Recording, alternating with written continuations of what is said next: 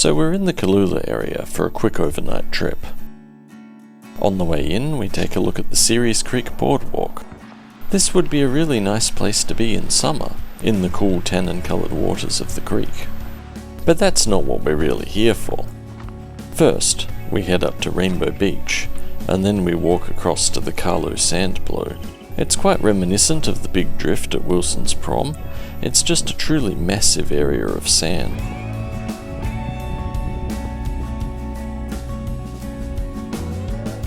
After the walk, we then head back down to the car and get to the beach driving. This beach is infamous for its big rocks.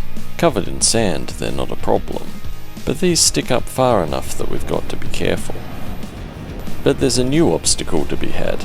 A recent landslide has severely narrowed the beach in this section.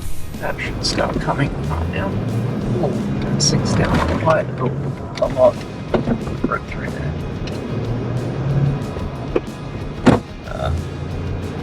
We're back in trouble.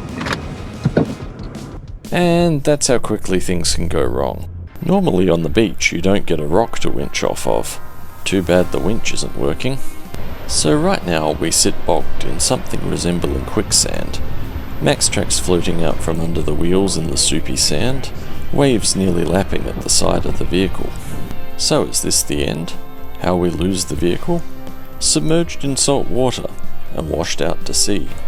If you think this is the case, there's one small factor you might be overlooking. The tide is actually going out, and so we've got a few hours before it's back up to this level. Some strenuous digging, and then, finally, another vehicle came up the beach. Thank you. Who agreed to hook up our snatch strap and give it a go. I'd say about a half hour more digging than we'd have driven out ourselves. Legend. Thank you so much. Okay, bye-bye. Bye. But the digging wasn't a waste. It did mean the snatch out was incredibly easy. Now I'd say that landslide happened because that sand is very soft and doesn't stick together well, which is probably why it behaves like that on the beach. Now perhaps we shouldn't go alone as much as we do, but that is why we take one of every kind of recovery gear. Both of us decided to turn back at this point, and then we decided to take the inland route via freshwater track up to Double Island Point instead of continuing via the beach.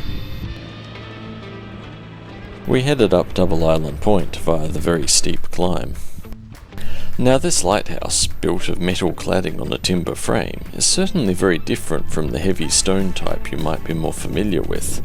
But with a large number of lighthouses being required in the area, a complete lack of stone, and sandy conditions making deep foundations difficult, this type of construction turned out much more favourable. We descend back down to the car, and then head back to freshwater day use area for lunch. And then it's time for the main attraction, Tewa Beach.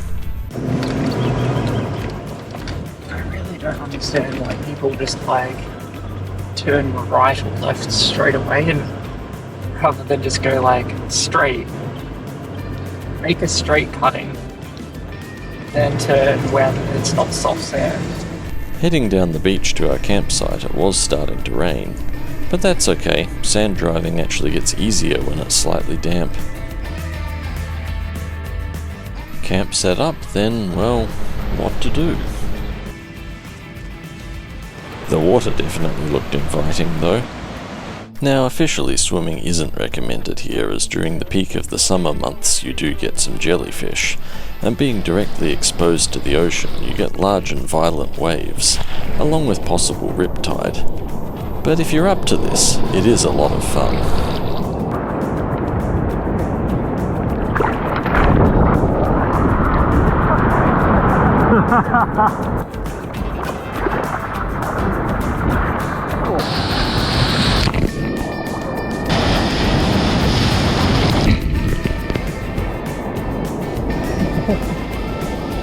Another one.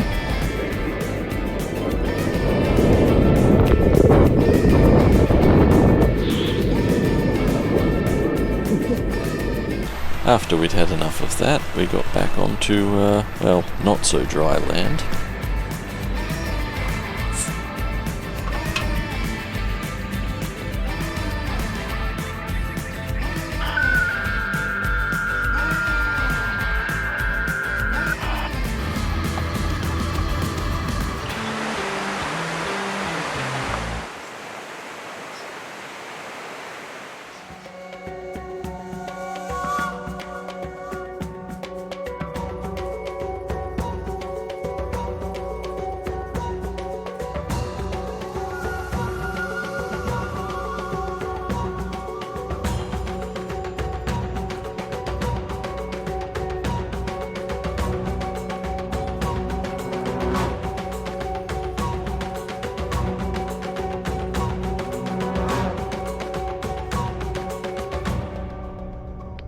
The following morning we begin the nearly 50-kilometre journey from the north end to the south end of the beach, and we head towards Noosa Bay.